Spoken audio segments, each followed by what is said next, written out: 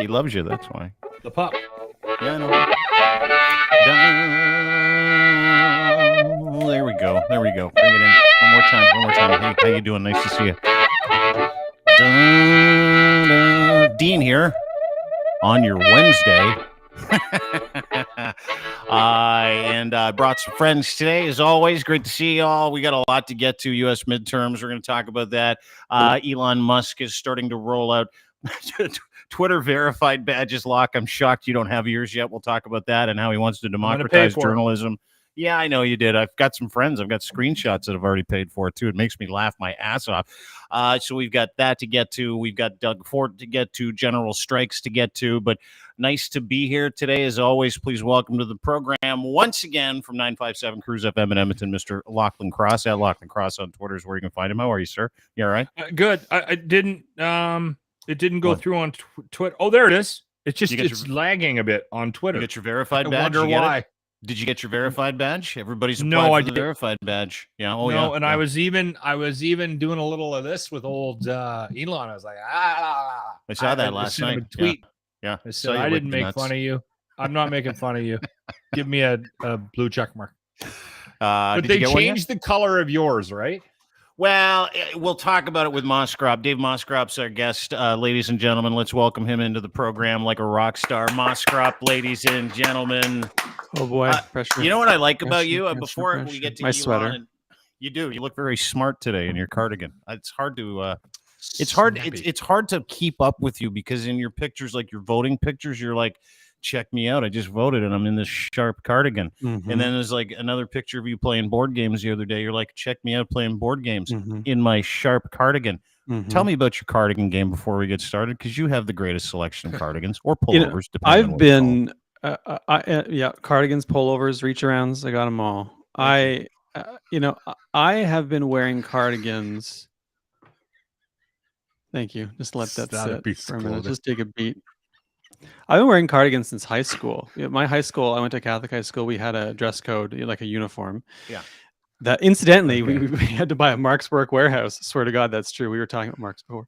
Yeah. And I would wear cardigans on top of it that I took from my grandfather. And so I was like 16 years old wearing cardigans. And so I get it honest. This isn't like an affected pushing 40 avuncular thing. I've been doing it since I was 16 years old. There's photo evidence out there. You were early to the cardigan game at 16. Yeah, I love them. They're very, very cozy. In fact, when hoodies came out, I was like, I was like 21. Hoodies were a big thing. A little bit younger. I was like, these goddamn kids in their hoodies.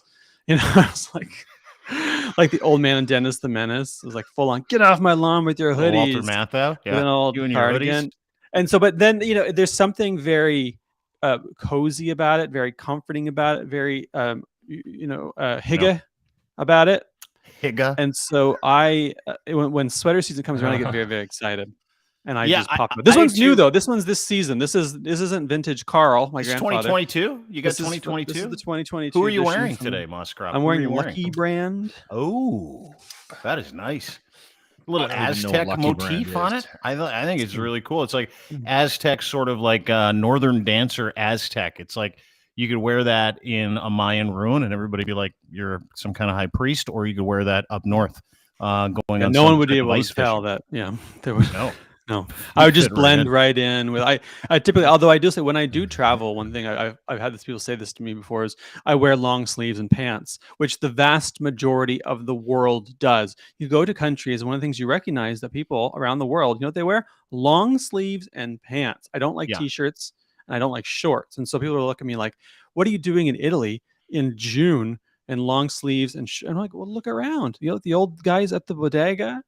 Yeah, sitting around that's what they're wearing. I'm one of them. Oh, hold it. So you don't wear shorts or short sleeves ever? Almost never. What if it's like 110 outside? I don't run hot. What do you mean you don't run hot? I think men in shorts look like cowards.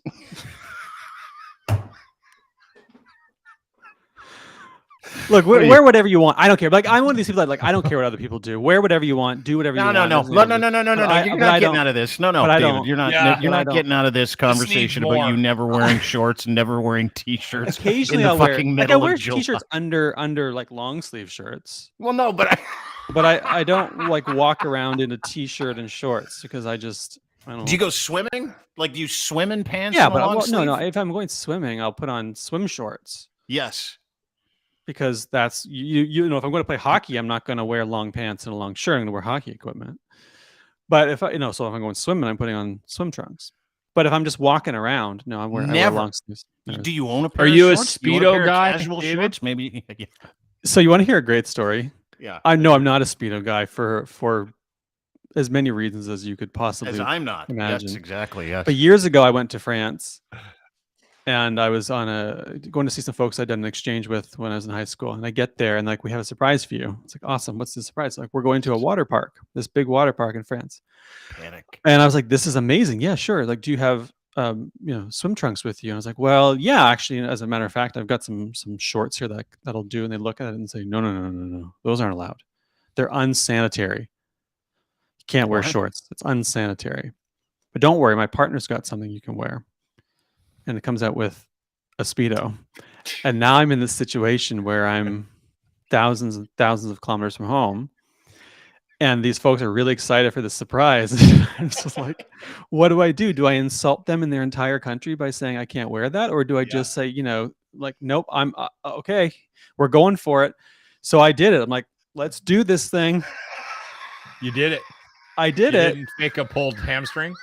No, I did it. I'm like, okay, let's go. And I thought it was the most uncomfortable I've ever been in my life. It didn't get better over time. It was terrible the whole time. I couldn't wait to get out of there. Water parks are disgusting to begin with, by the way. Yeah. They're just filthy places. And they're worried about your cargo shorts. Meanwhile, it's just like it's a sea of pubic hair. It's like, that's almost like this is the least of your problems, folks. I swear to you. Dean, I haven't been to a water park. I want him to finish his story. I'm not done with the Speedo.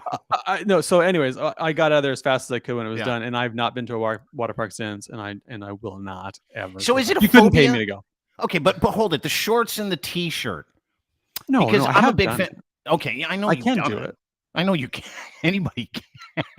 No, it's not like it's not like I wouldn't be able to leave the house if I had a T-shirt and shorts on. And if I'm like walking to take out the trash or something like that, then in the summer I'm wearing a T-shirt and shorts. But if I'm leaving the house to go out into the world, I've got pants on and I've got a long sleeve shirt on. All right. So my equivalent to that would be black T-shirts. If I wear, okay, this is weird, but if I go out of the house and I'm not wearing a black T-shirt, if I'm wearing a red T-shirt, if I'm wearing a green T-shirt, I'm like, this feels weird. I can't do this. I can't wear this shirt out. It's a different color. And I don't know if that's my fault. Like, because I got a therapist and I'm like, is there a reason I can't wear different colored shirts? He goes, oh yeah, you're fucked. And I'm like, all right, thanks. I appreciate it. It's a lot of fun. I knew I was. Diagnosis. You're fucked. Right. Like, but do you want to get, so I want to get over my black shirt thing. Do you want to get over your shirts and T-shirt thing? I don't think you have to. No, I think you're good. No, I don't want to. And it's funny is I see the dermatologist, every year to sort of like look at, skin cancer thing. Like when there's some skin cancer in my family, and the dermatologist says to me, like, do you get a lot of sun on your arms or your legs? I'm like, literally never. Literally never. And she's like, okay, you look good. I'm like, yep. It is not something I'm super worried about anymore. All right, Casper. It's just like not from the sun. And I got a hat on, but also it keeps you looking. Do you wear the hat? Young. Do you go out with the hat? Yeah, most of the time. Do you do the nose stuff? I wear sunscreen. By the way, is PSA. Sunscreen is a year-round thing. We should all be wearing sunscreen all the time, not just when it's sunny and hot out. Wear sunscreen. I do try to pay attention to that. If I'm going to be out for a long time, I do slap some on whatever. Folks, it's a good way not to get skin cancer, and it keeps you looking young. It does. Like, look on. I'm pushing 40. Yeah, you look unbelievable. Yeah, I'd date you. It's because I don't work very hard. Yeah, and I don't go out in the sun. I'm gonna say it, David. And I don't want you to take offense to this, but you must be a ride at parties. I'm very fun at parties. You know why? Because I'm a nice level drunk. Okay. All right. You don't go for it at parties. So like when you go to, because you're not a big drinker, but like your Twitter feed, by the way, there are days where I look at your Twitter feed and I'm like, well, there he goes again because he can drink.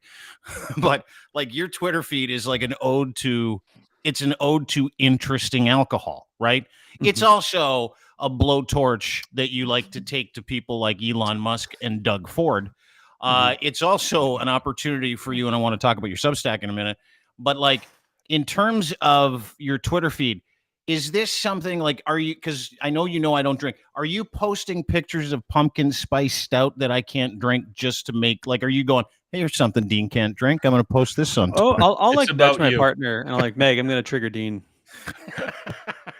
I'm like, what is like, what she, she'll be like scrolling through her phone. I'm like, no, watch this. I'm going to trigger Dean. Yeah. No. No, there are a handful of things I genuinely love and take a lot of joy from. And I just really like sharing those things. It's a bit hokey, but it's true. There are a handful of things I absolutely adore and just really like posting about. Yeah. Part of the reason I love Twitter is that you build communities and you build friendships and you share the things you love with other people. And then some bot comes in and calls you a fucking loser. Like, oh, remember Battletoads as a kid? Somebody's like, you fucking cuck piece of shit. Fuck you and your Battletoads die in a fire. It was like, all right. I'm like, Mom, I told you. Stay out of my feed, Mom. Stay out of my feed. It's the reason I don't follow you back. No, but I love being part of those communities, and so I get excited about whiskey and beers that I like, and lattes and video games, and I'm really excited to share those things. Yeah. But it's not like I'm not like in the background drinking 6 of 10 of these things a day. I actually don't drink a ton. As I mentioned, my father was an alcoholic, and it killed him, and so it's something I'm actually super conscious of. But I do enjoy these things and get very excited, and it's holiday season for this stuff, so I'm out picking up all the holiday drinks and things like that because there's a nice warm cozy feeling. The theme of the day and the theme cozy? of all this cozy kind of hygge, I don't know how to pronounce it. Because it makes you feel nice and warm and cozy and safe, and like a stew. Lovely? I know. Like a cardigan and a pumpkin spice stout and a nice stew in the crock pot. Or barbecuing, like a backyard barbecue. You can smell the burgers on the grill. Love it. Yeah. It's just something beautiful about that. It's nice. It's everything is such shit, and it's only going to get worse for the most part. Yeah. That these little things mean a lot, and if you think about it, at the end of the day, like, and you go and you read these stories. And you go read these stories about people on their deathbeds and what do they often say? What are their regrets? It's always the same thing. It's like, I wish I'd spend more time doing the things I love with the people I care about. And it's always like simple things, Yeah. And so the simple things matter a great deal. And I like sharing that with folks. Well, dude, I love watching you do it. It's like, where grown ass men like us, like we had a conversation on the show last week because Lachlan got caught watching Cobra Kai. His wife caught him, totally judged him. It's like embarrassing. It's a great show. It's a fucking great show. People love it. And I see you tweeting about video games that you're playing. Like, hey, I got this one on deck tonight. You did a little screenshot. I'm like, I would never do that. It's too embarrassing. So yesterday I opened up the Cauldron and I'm like, okay, fine. I'm just going to tell everybody that I have to take my phone to the bathroom and I have one game that I play every single time I go to the can. It's like a 5 to 10 minute things. So here's your question. Do you have a shitter game? Yes or no? Do you have a go-to bathroom game that you're like, or are you one of those guys that goes in, gets out? Or is it like 5 to 10 minutes of solitude like it is for me? It's like this, it's like a personal timeout. It's like, he's like, oh, powder room, nice clean powder room. I can play Golf Clash for 5 to 10 minutes and go back to the shitty dinner party. Are you like that? Do you? I thought yours would be like golden tea. You just be like, no golden tea. No golden tea. Okay. Well, I overestimated you. People don't. I have an office at my. We've got a 3-bedroom house, and we each have an office and then our bedroom. And so I've got, if I want to be alone, I just sort of close the door and read or do my work or whatever. So no, I don't. You don't take your phone to the bathroom? I'm just a normal person. I don't. I think probably most people do take their phones to the bathroom. Yes. But I spend so much time. Like when I'm trying to do something, I'm like, I'm going to do it. I'm focused on what I'm going to do. Yeah. And the fact is, one of the reasons I've been able to accomplish the things I have is that I'm very good at focusing on a very specific task when I need to and closing out the world around me. And then I allow myself extraordinary amounts of time then to just faff about, like, shit talking on Twitter and doom scrolling and reading trashy books and that sort of thing. Because when I'm focused on something, I'm focused.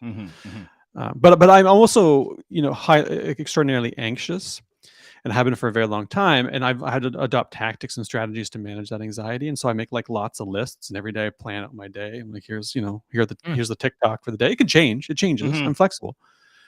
But so I try not to get sucked down those tubes, those rabbit holes. Which is weird, right? Because we're going through this weird thing with Twitter, and I want your thoughts on it. Because Elon Musk, Dave Moscrop is our guest, Globe and Mail, Washington Post, new Substack, which I want to get to in just a second. Well, I don't even know what Substack is. Yeah, I'm watching you pimp it, and I'm like, maybe we should do a Substack too. It's good. Is it? Is it awesome? Mine is good. It is good as a concept, but mine is very good in the execution. Well, it's a lot of writers right like Substack. Ex-writers ended up over at Substack, right? Yeah. Yeah, I'll sing its praises in a bit. Yeah, I'll tell you why. I want to get to what it is, but I want to get to Elon Musk first, and then we'll kind of pimp over to Substack, because a lot of people are pivoting, using their Twitter feed, getting off Twitter, and then pivoting over to Substack. It seems to work. But what do you make of this? Because Fawcett put up a great piece today, and through all the noise and the bullshit with Elon Musk taking over Twitter, one of the big themes is he says he wants to democratize journalism. As a contract, like, look at you shaking your head.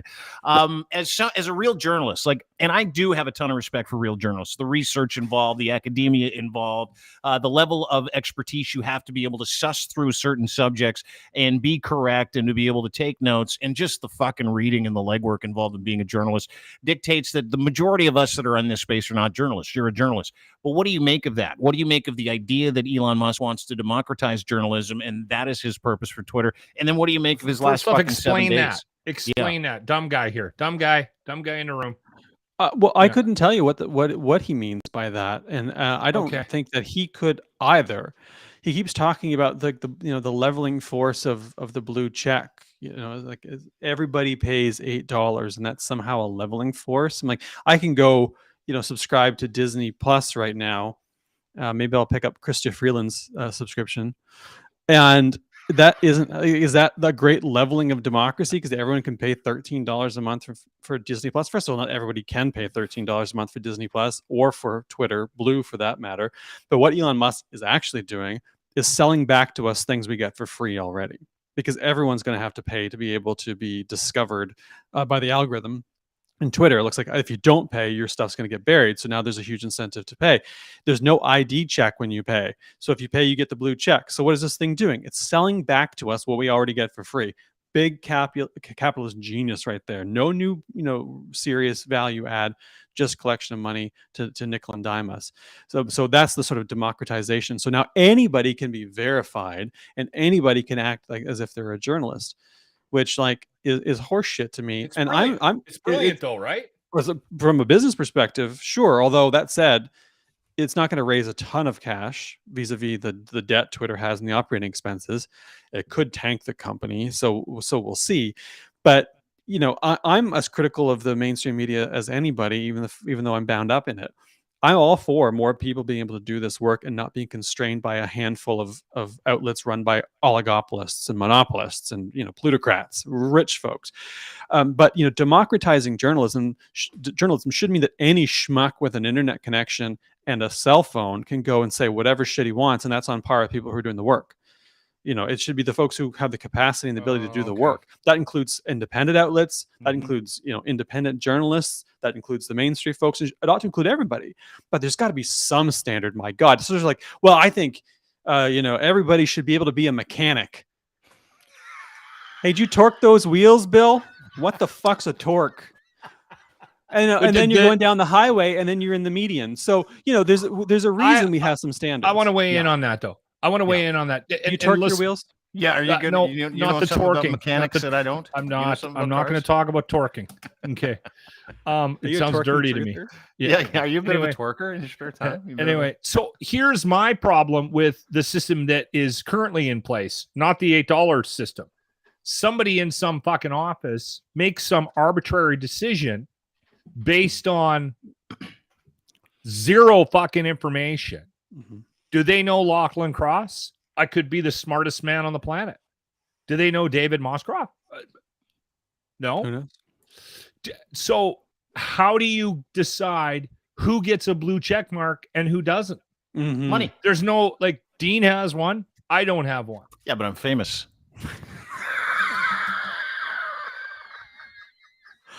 Wow. Well, Lachlan, I'll say this. Right? Do you understand what I'm saying? I do. And I've seen a lot of people with check marks who who I wouldn't have given them to, and a lot of people who like don't have me. them who Would you have deserve given one. me a check Yeah, mark? I I'd would. have given And you one. I big would have time. given Lachlan one too. Me too. But I think you're right. The I've been process turned of the down check 3 mark. times. Yeah, I think the Maybe. process is opaque in that, people have low trust in the system when the process is opaque. So I do agree that that's a huge problem. And here's the thing, like it's become this status symbol, as status symbols always emerge from when you try to place people in different groups based on, on a distinction. But the idea behind verification, at least initially, was, oh, well, we need the public to know that the people who are in media positions and business positions and government positions are who they say they are, so that they can have high trust in the information that these folks are sharing, because otherwise who the fuck knows who this person is? And then you have imposters that come along. You need to distinguish the fake from the real, and so that helps do that. Instead, it's become this like status symbol chase thing, and it's also become like a class thing, like the blue checks. Yeah. And then that's less productive. Yeah. And it's opaque, as you said. The process of getting the check mark is opaque. So that's why but they could have fixed that. Yeah. They could have fixed that with a better process, but they didn't. But that's why I look at the new system and go, well, the old system was wildly flawed, in my opinion. Yeah. They've gone all the way the other way. much. Now it's like the No. standard is there are no standards. You have a credit card with $8 a month on it. Room, There you go. You're famous. Yeah, fucking right. And I'm going to get one just to be an asshole. But you should have had one all along. Like this is the difference is you should have had one all along. But Billy Goat Banger 69 probably doesn't need one, right? So you know what I'm going to do when they give me back my parody account, Coughlin Crotch? I'm going to get one for that too. Billy, did you run your own parody account? Yes, and I said right on there, this is not Lachlan Cross, and it still got blocked. I had even admitted you ran your own parody burner account against yourself. Yeah, that's smart. That's good. You could just sewer yourself all the time. So these guys looked at Coughlin Crotch and they're like, get him off because he's making fun of himself, and we shouldn't be having. This is like the Canadian telcos. It's like, oh, you don't like Rogers, you can go to Fido. Wait a minute. It's so true. Didn't I just see you over at the counter at Rogers? Different guy. No, but it's been a fascinating journey. I mean, like just watching Elon today, he put this up. David Lachlan, he says, please know Twitter's going to do a lot of dumb things in the coming months. We're going to keep what works and change what doesn't. Then he says, complaint hotline operator online. Please mention your complaints below. He's got a check mark. This is a tweet from you. We're going to get to the story about the tweet. But you have a check mark as well. You're a famous person. You're a very big journalist. You write for several outlets. You have an authoritative stance, an authoritative educated take. Are you going to keep yours? Are you going to give him $8 a month? No. You're not doing it? No. The only condition under which I will is if Twitter remains the place to go and the algorithmic transparency or algorithmic reach is so essential that I have to buy into it so that my stuff can get seen, because that's a business expense. Yeah. Because I need people to see my stuff. So as a status marker, it's useless to me. I don't care. Right. When I was starting, it probably was a big deal to me because I was trying to prove myself as someone who deserved to be in that space. But even then, like, you do the work. That's how you do that. But at the time, I probably felt differently. Now it's, I just need people to see my stuff for work. And so he may push me into it that way. But again, it's a dubious proposition, because then we're just getting for money. We're paying for what we had for free earlier. So I don't know. I'll see. I'm over at Mastodon now, trying to build up Mastodon as well as an alternative. Mastodon's so hard to. I joined Tribal. Have you seen Tribal? Have you joined? Yeah, I didn't join it, but I've seen it. Both of them sound racist. Tribal. I'm sorry, I can't do it. The Mastodon thing is you don't tweet. It's called a toot. I swear to God, it's called a toot. And no way.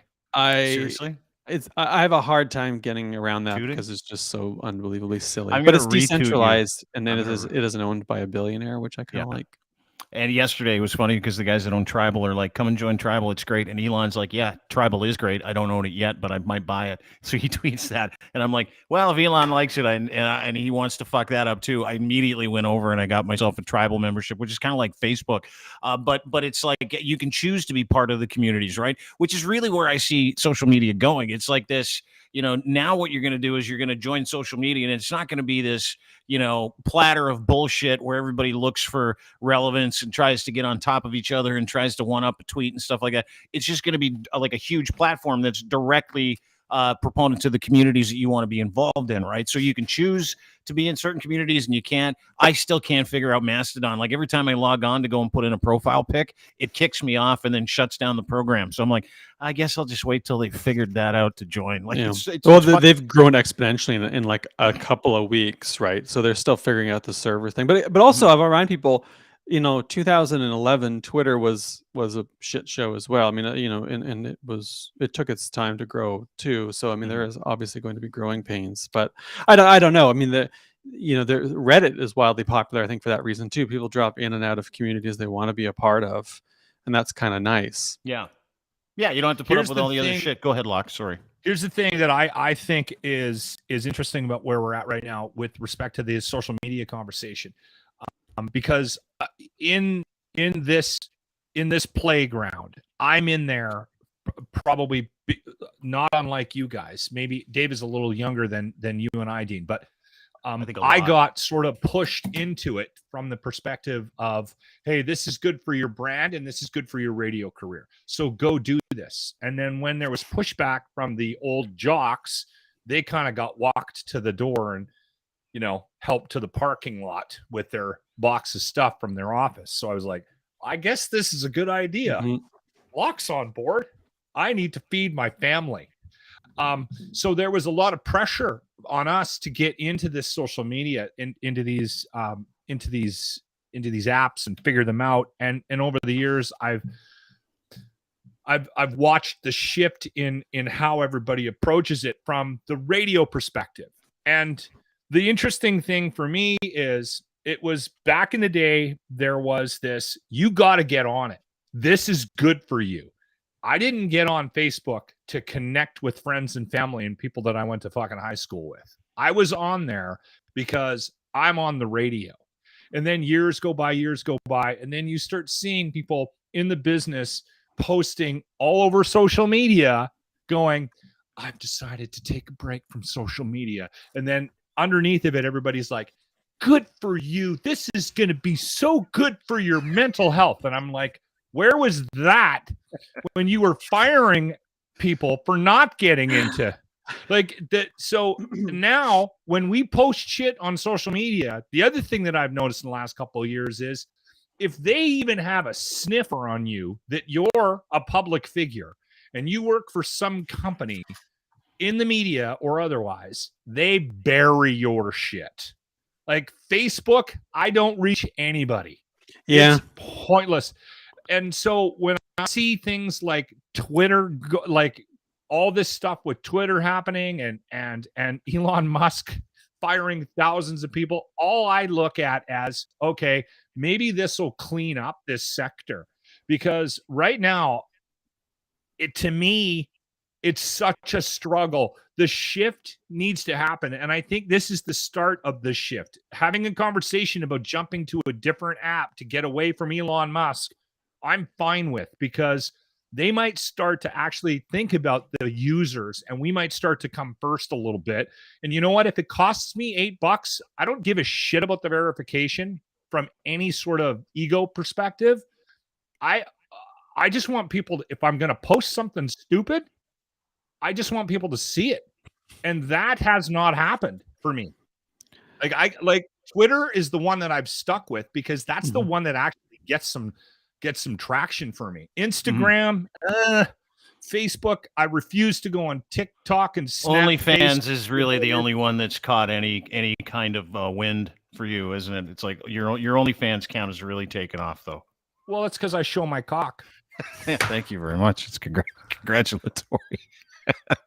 You can do that on Twitter too, by the way. I don't know if you've seen that. Have you ever doom scrolled and you're just doom scrolling and all of a sudden there's just a picture of porn and you're like a video of like a 5-second thing of pornography and you're like, what happened here? Like I was just doom scrolling. What they do in Edmonton, and I don't know if they do this in other markets, is they put like awful stuff up on the YEG traffic. So YEG is our airport code.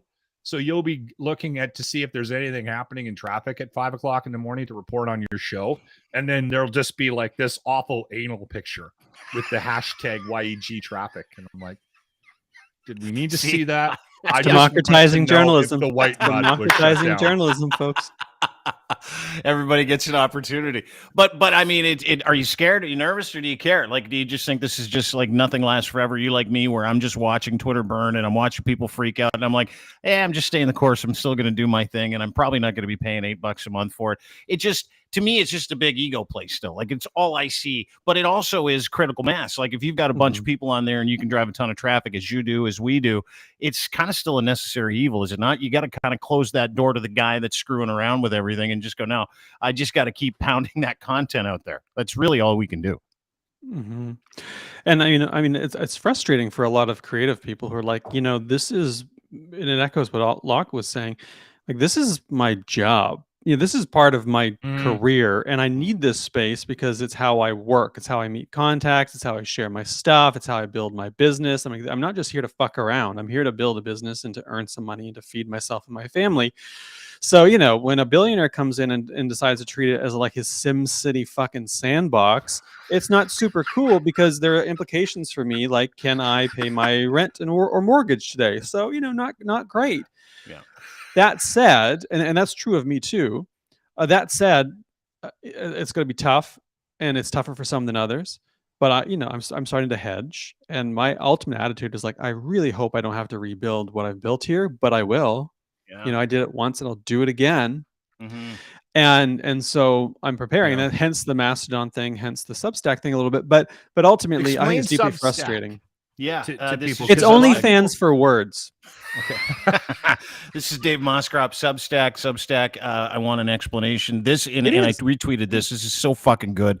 Not necessarily a general strike, but a general strike if necessary. This is your latest on Substack. I would highly encourage everybody to go read this.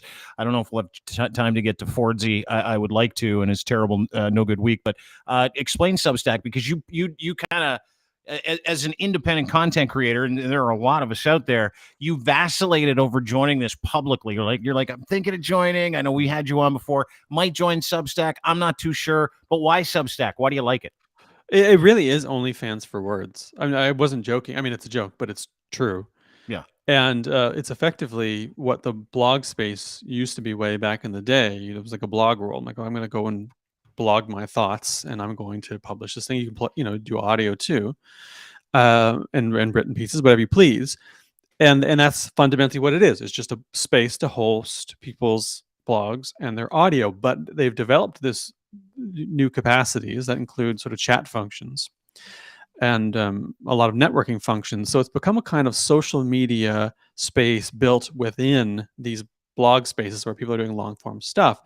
And for journalists and other creators, the value is you can do long form stuff or short form stuff or whatever you please without the typical constraints of media, editors, and so on and so forth. Now, there's a downside to that, which is editors are good. They make your stuff better. And some people really need an editor. But if you're the sort of person that can either bring that in privately or you can do it yourself without one and successfully, it's a great space to explore things you want to explore that you can't do elsewhere. And it's very easily monetized. And I think what changes the game for a lot of folks is that people subscribe to this like they would a newsletter, but they get a whole bunch of different things out of it. And you can create tiered payment, right? And so mine is kind of like $5 a month, $50 a year, $150 if you really like me. Mm-hmm. Which, by the way, a handful of people have actually gone in for. Handful of people are giving you $150 just to have full access to your Substack? Really? Lots of them. And most of them, right now, all my stuff's free. I'm going to later start to gate some stuff to kind of drive it, but you can either have gated stuff for paid folks and free stuff for everyone. And I'm going to do a mix ultimately, but for now it's all free. But people will ultimately pay you to do work they like and to support you because they like you. And one of the reasons I vacillated was I didn't know if there needed to be more of me out there in the first place. So I wasn't sure about that. And I wasn't sure if anyone would pay for it because ultimately it's part of my job. And what I found was, I said to my partner on the day we launched, I'm like, I hope for 5 paid subscriptions today and 50 overall subscriptions. I got like 800, wow, subscriptions and I can't remember 50 paid or something like that. It's now up to just over 2,000 people and 170 paid. And that's after. Were you blown away by that? Yeah, I was super blown away. Yeah. I was super blown away and super touched. And it was because it was a huge vote of confidence from people Yeah. And again, it was 2 posts. That launch day wasn't even a real post. That was just a launch. I'm going to do this thing, and I've had 2 subsequent posts and a podcast, and it's growing. I added 60 people yesterday. I added like 30 or 40 so far today, and it means I can keep doing my job. And it again, in an industry where you're constantly told that you're an expendable piece of shit and you should be happy to be getting fuck all here, because you could be getting even fucker Hold on, are you in all radio? somewhere else. It's nice do when people are radio like, we too? really value what you do, Yeah. and we're going to pay you for it, Yeah. and we're going to trust you with our email address, and you create this sort of bond, which is really meaningful. And then again, the conversation spaces are much better. So there's a comment section below each article, and they're good. The comments are good. It's constructive and interesting, and so I routinely get in. Because people want to be there. It's not bots. It's not. You go in and interact with all these guys. Yeah, every time. Because they're there on purpose. Like it's a purposeful engagement, right? You're like, if you like me, come and sign up for this. And most of the people are probably paying you, or a lot of them are paying you for it. So they want to engage in meaningful conversation because there's a dollar amount attached to it, right? They're like, hey, I gave Dave $5, $10, $150, whatever the situation is. So they're not going to abuse the privilege of being able to chat with you in the chat section. You're not going to get, hey, Dave, fuck off, you commie boot-licking prick. You're not exactly. That's what Twitter's for. But I mean, but it's constructive and interesting, and so I learn a lot. So I'm happy to do it.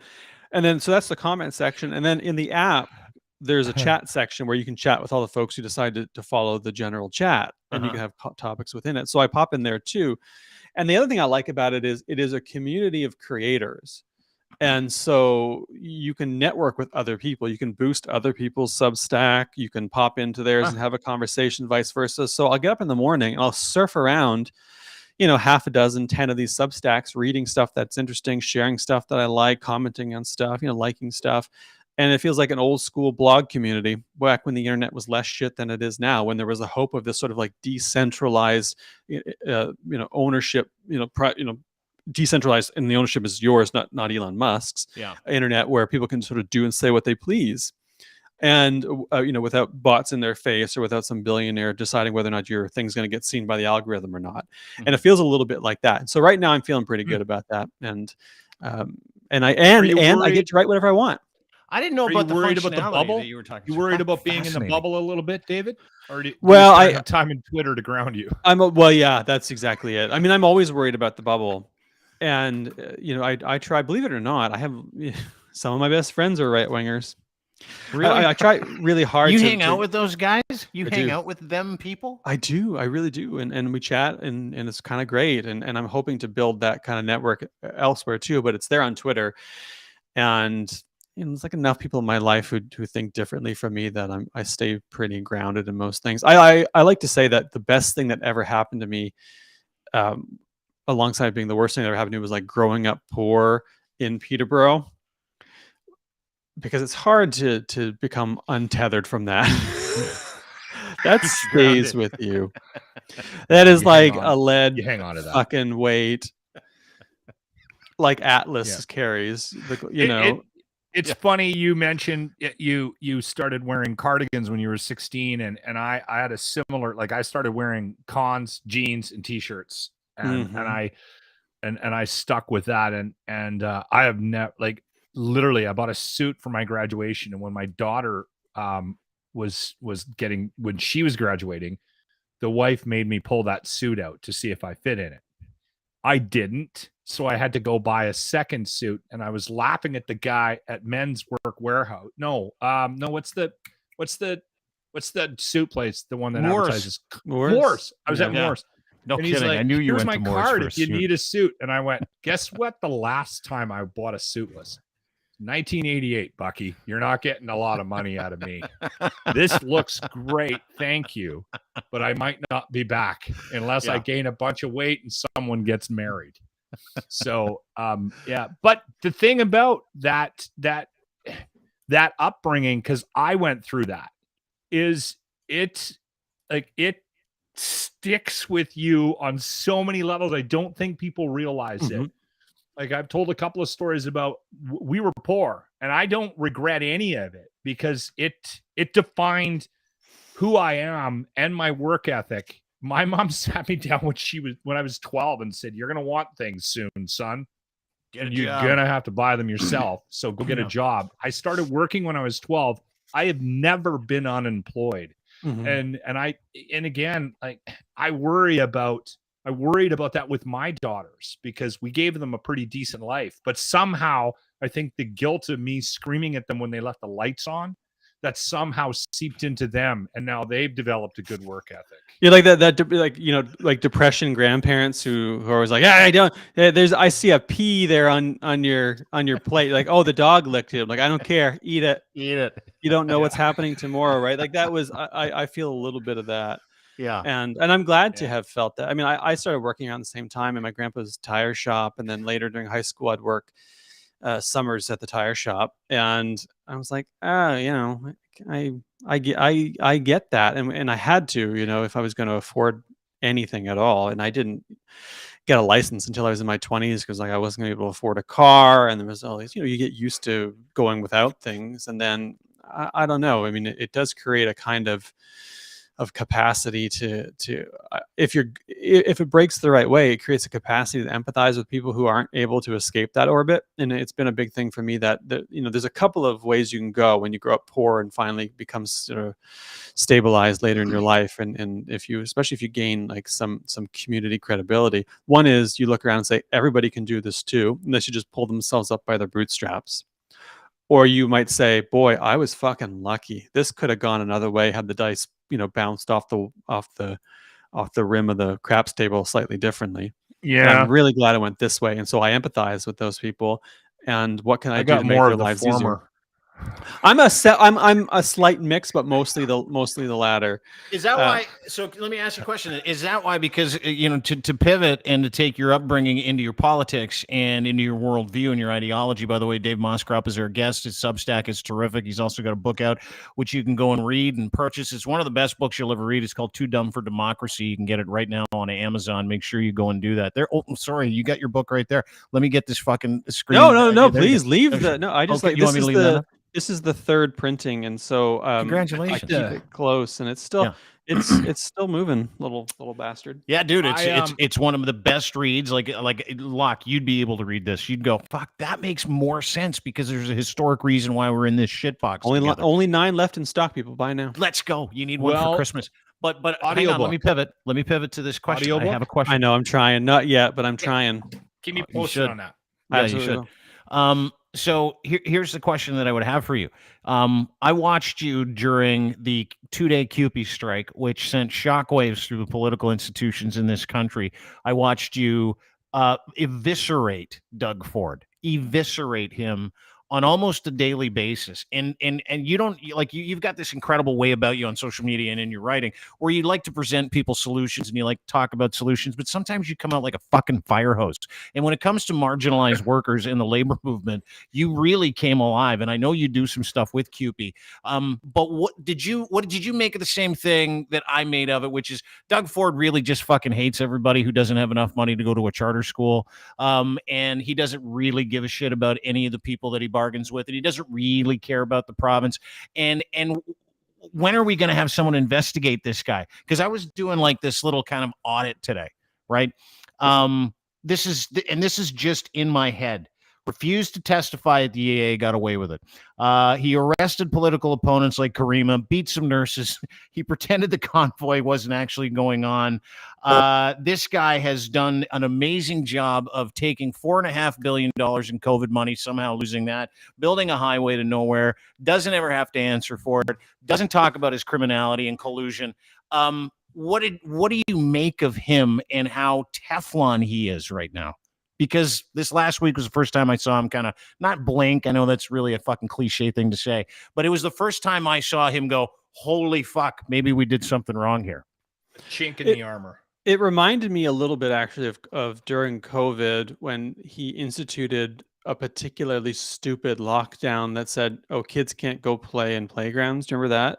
Mm-hmm. And we're going to give the police extra power to basically stop you and check, why you're out and so on and so forth. And people are like, you know what? That's a little too far. And he had to climb down from that. So there have been a couple. This one was a pretty big climb down. And here's the thing. I think I was talking about this yesterday. He's a kind of clientelist politician who has relationships, transactional relationships with a handful of constituencies that he's there to serve. And I don't mean that in a sense of corruption. I'm not talking about the sort of like, mafioso Trump style thing. It's something different. It's basically like, here are the folks who support me, and I'm going to support them right back. I think what they're doing is good. We're going to make sure developers can develop the green belt, for instance. And I also believe that he believes that that's good for the province. I mean, I truly think he believes this stuff is good for the province, because I also think he's ideological, but I think he's wrong about that. And I think he truly believed that Section 33 was a reasonable response, notwithstanding clause, to overrun the constitutional rights of workers, because teacher education assistants and janitors were sort of like lazy and entitled, and it was more important that parents weren't inconvenienced, and so he runs roughshod over them. Like I believe that he believes what he says and does. I also think that he has a bit of this kind of sense that he wants to be liked, and it hurts his feelings perhaps when people don't like him. And so he kind of waffles based on that sometimes, I think, too. So I think he's actually a very complicated figure. But I think the big takeaway from the moment was unions pushed back, workers pushed back, we all pushed back and said, you know what? Running roughshod over the constitutional norms here that we rely on in labor rights, not cool. It's a bridge too far. And if you do it to these folks, what stops you from doing it to me tomorrow? If it's going to be in Ontario, what if it's in Alberta or Saskatchewan, Manitoba?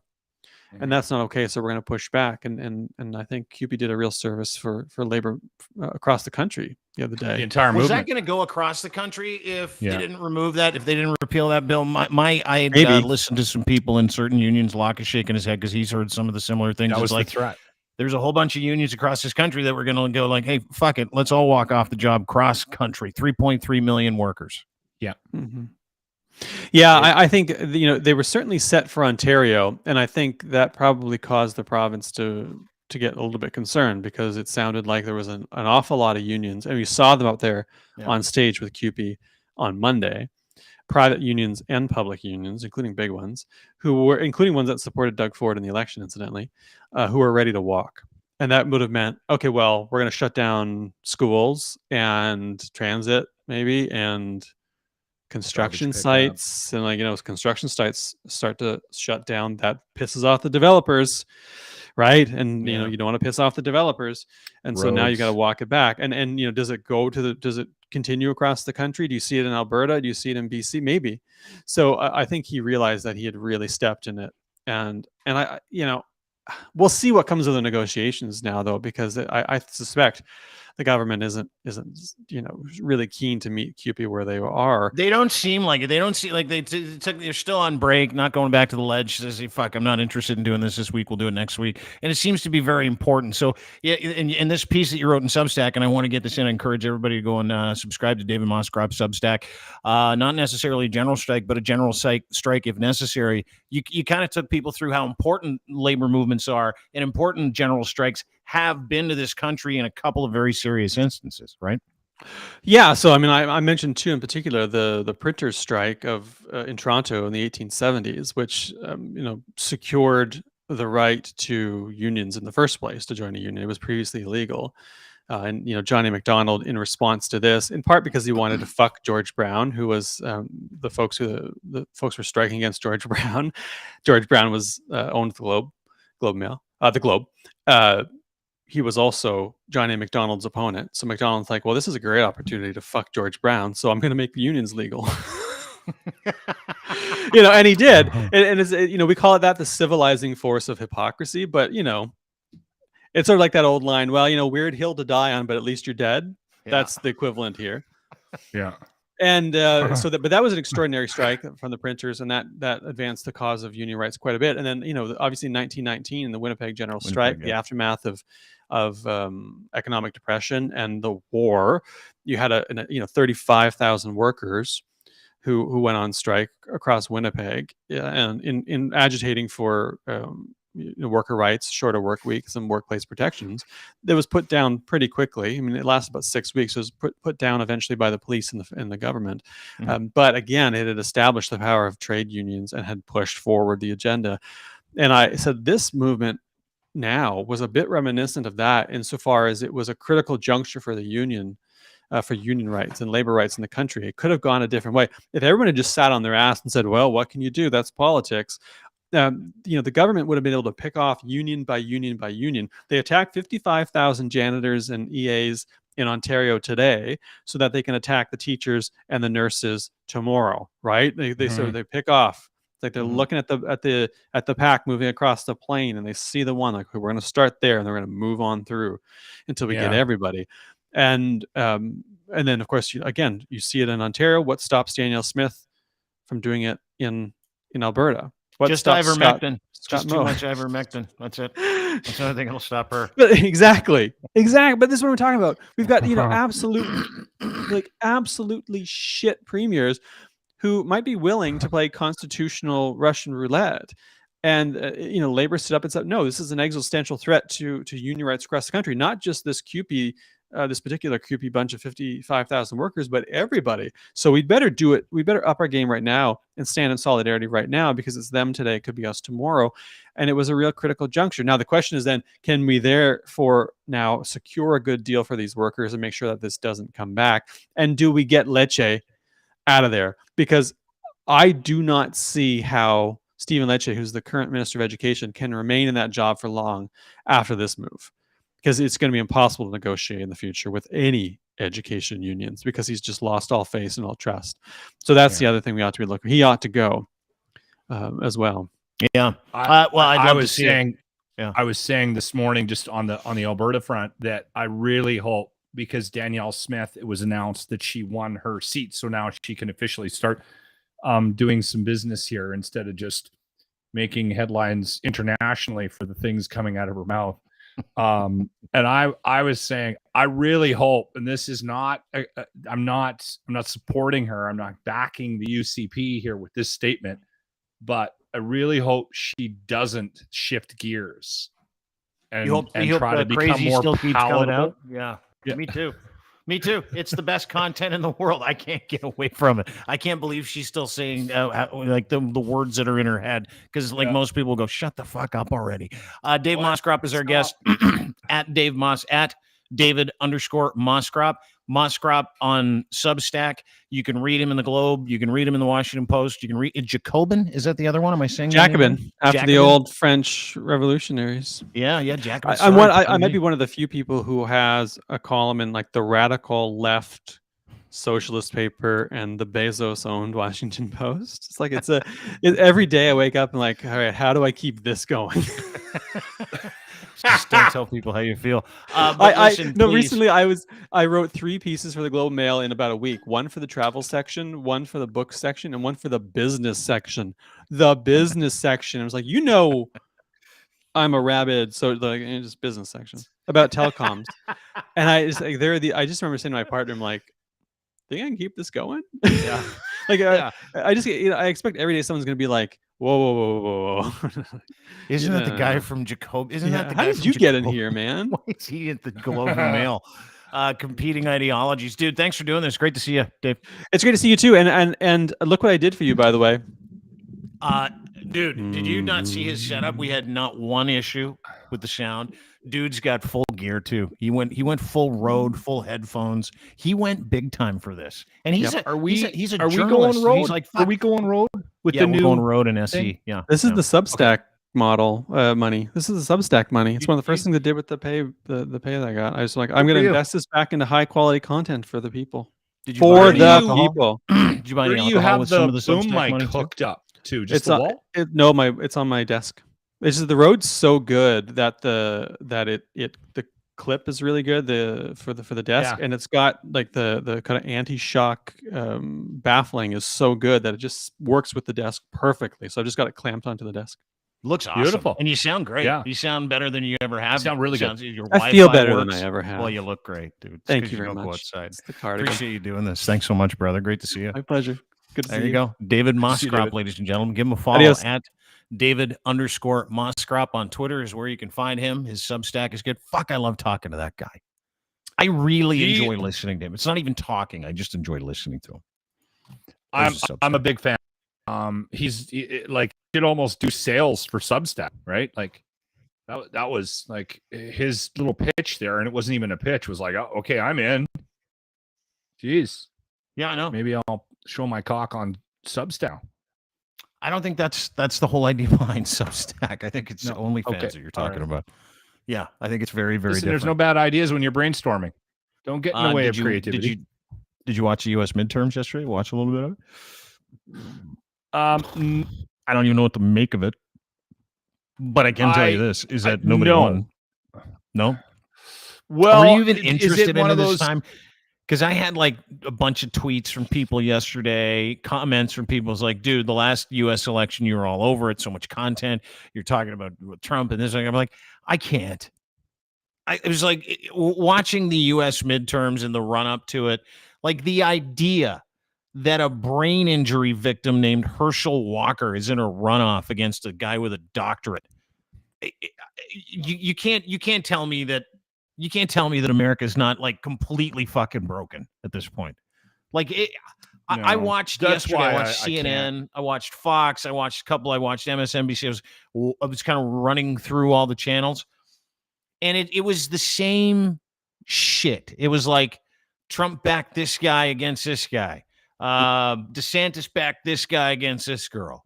And, it's a toss-up. We might be, you got 3 states that are going to decide whether or not Democrats are going to be in charge of the Senate. And I was so fucking tired of it yesterday. And the reason why I didn't write about it is because that's like the fucking Banana Republic. It's like a joke. Like the idea that Herschel Walker, who's legitimately a brain injury victim, who can't talk, he can't communicate. He can't, no one can really even understand him.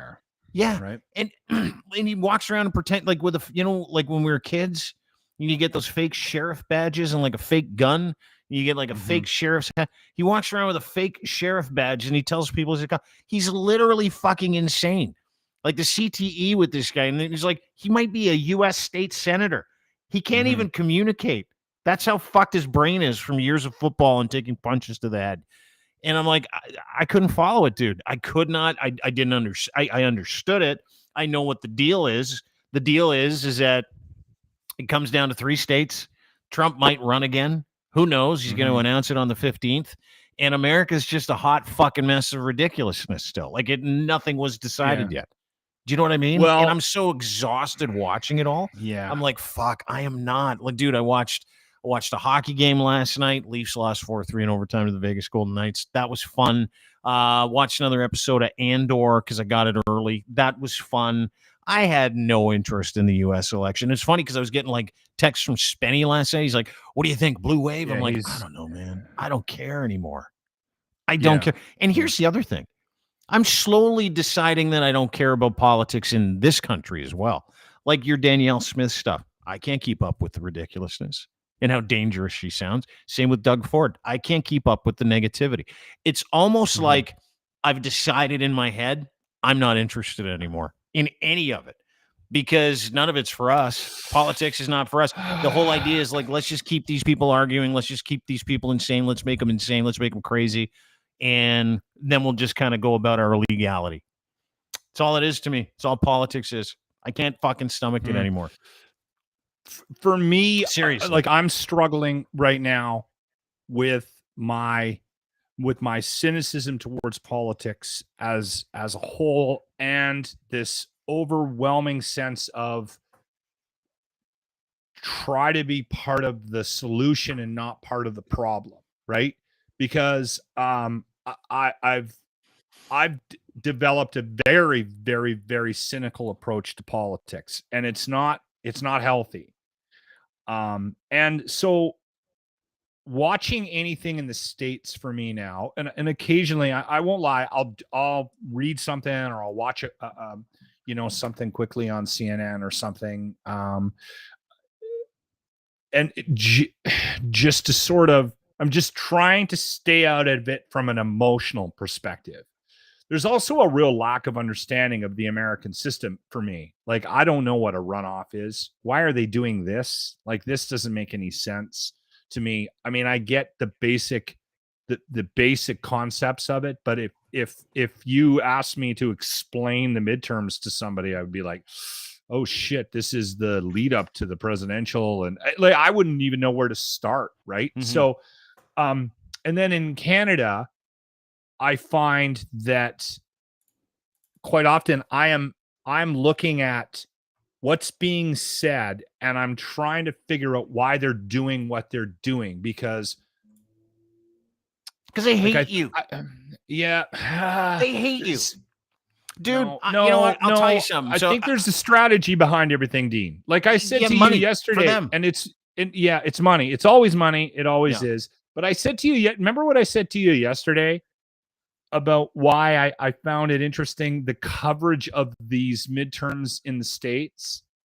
I have a feeling that collectively somebody on some level sat down and said, we need to combat the potential red wave. I hate even using terms like that, by scaring everybody into thinking that it's actually happening.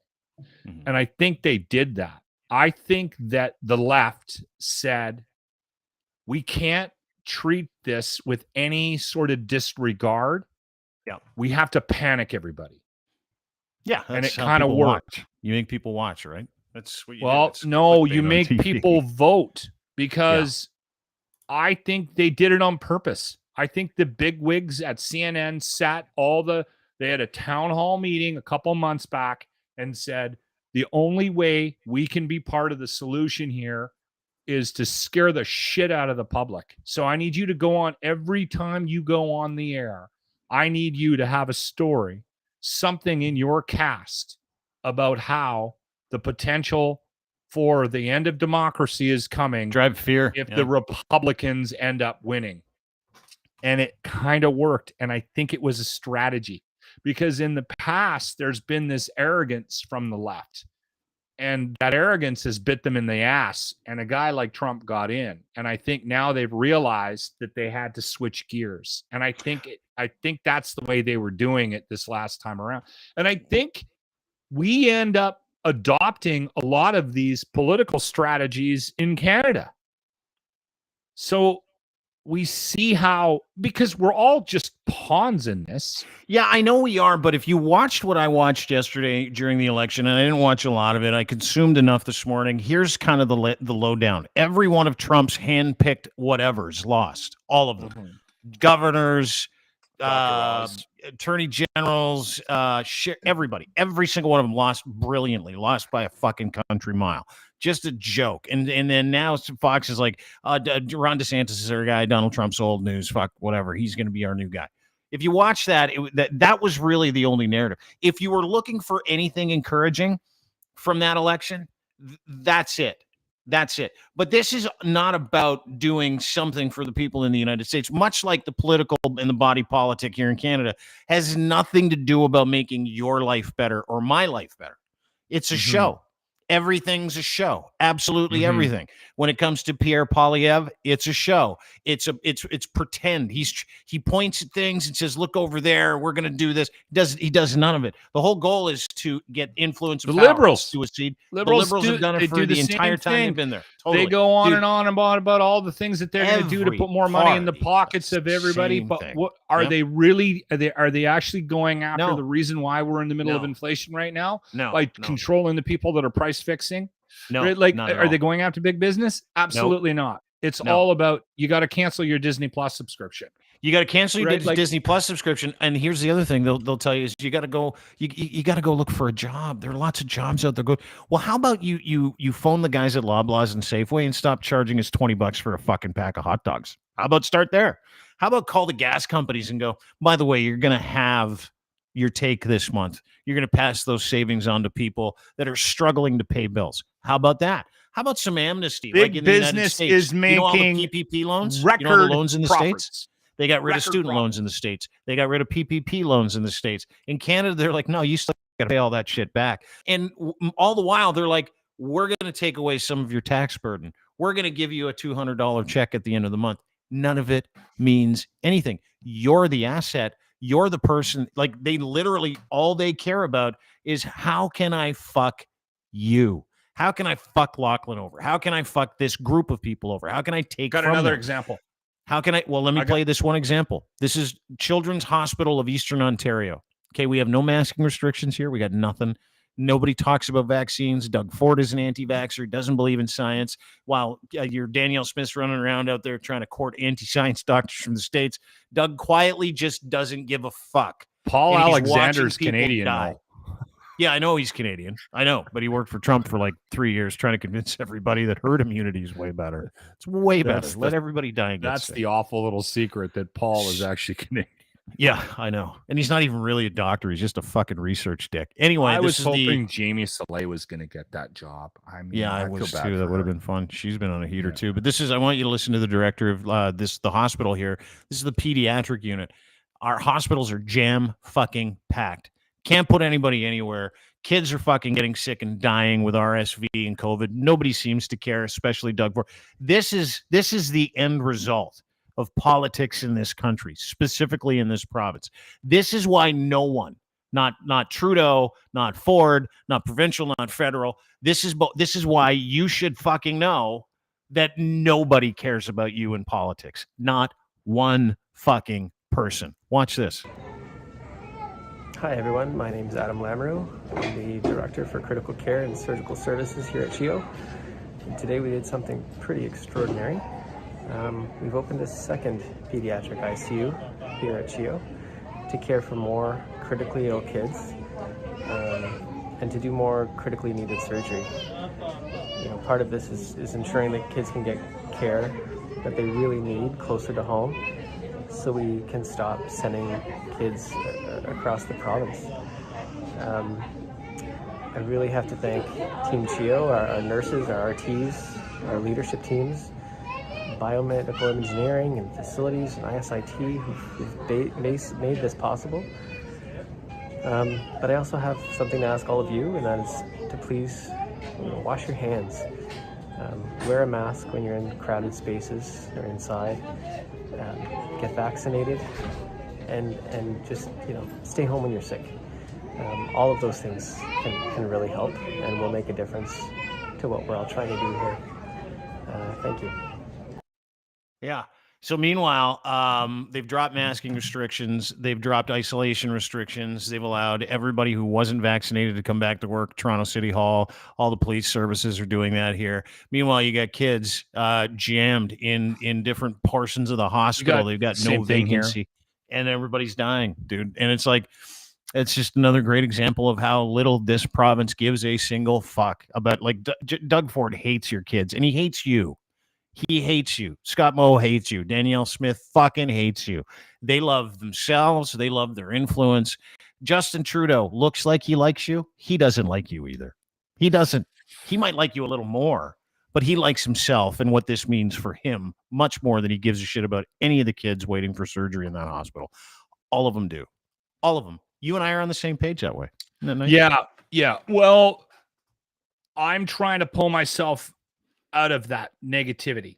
I'm trying to, by rethinking how I'm going to exercise my right, because I have to just, it's for my own sanity. I have to be part of the process by just getting so angry that we don't have any options, and by agreeing to, by succumbing to what a lot of people have succumbed to in this country and down in the States. All we're doing, it feels like we're giving up a little bit, right? So yes and no. I think the more that we kind of understand what's going on around us, and the more we feed into the positivity, that's one thing. But just being able to call it out and being able to say no, like we're boiled frogs. Good. I've said that 100 times. Yeah, it's good. It's good, Dean. I just like it's been bad for me for the last couple of years, where it's just like I hate them all. They're all in the same damn canoe, and I hope it sinks. I don't care what side you're on. And I get frustrated by this side, that side conversation, because it is so pointless. And so I like, that's why and you guys make fun of me for it. That's why I'm exploring the Green Party option here, because I need to put my vote somewhere, and I can't wrap my head around voting either way. I'll give you an example of just a tactic.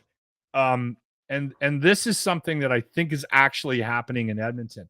So last week, it was news that our city council here in Edmonton was voting on a new budget. And they were like, you know what? Just based on how things are, and they do this, all politicians do this. It's just the way things are.